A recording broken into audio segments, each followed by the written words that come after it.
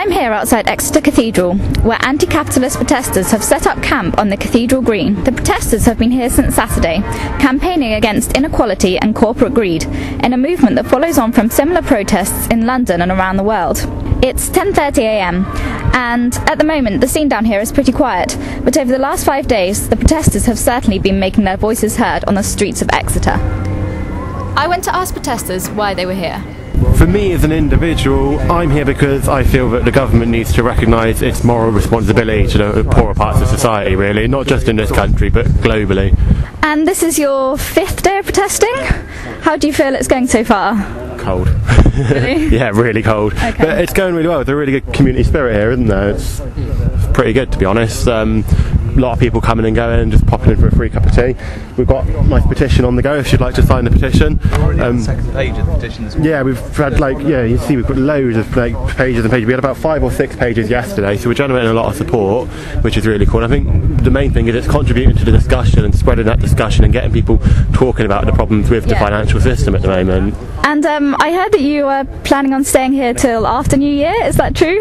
Or is the cold weather going to drive you out? I guess we'll have to see on this, down to the individuals on how much they can cope with the cold weather, but for me on a personal basis it's about staying as long as it takes to get the movement to be able to make a difference, really. Yeah, sure. And do most people here live locally? Yeah, they tend to. I think most of us all tend to be living locally. I live in Plymouth, but I'm here because there's a Plymouth camp. I'm here because I'm a uni student, so it just makes sense for me to use this camp rather than the Plymouth camp. But yeah, everyone we seem to be coming across seems to be either local, or there's a few students that have been coming down. So they're local to the uni. I then asked another protester whether there was a certain person leading this movement. No, there isn't. The authority here is the General Assembly. We meet every day at 6 o'clock and at weekends at 2, but it's completely open to anybody to attend. And also, this protest has been described as a copycat of the St Paul's Cathedral protests. What do you have to say about that? Well, that was the bishop, Mr. Langrish, whatever, Nice one. That's one person who I don't think even has any authority in the cathedral, so never mind.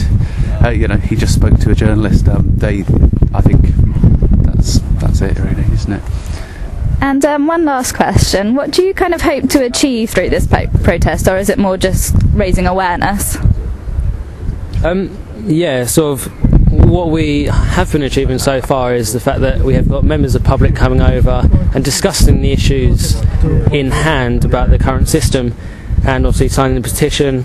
But it's a good way for them to sort of start thinking and debating the issues, and then hopefully they'll take it with them and speak to their family and friends, and hopefully the message will spread wider. We're waving our hands in agreement, which is how we reach our consensus at the General Assemblies. I think, as my friend was rightly saying there, that we're just growing in size. The Assembly is growing in size, and so it's not what we hope to achieve. This is what we are achieving. At the moment, this looks to be a peaceful and amiable protest.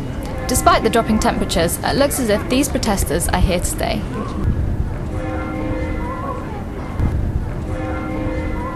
87.7 Expression FM.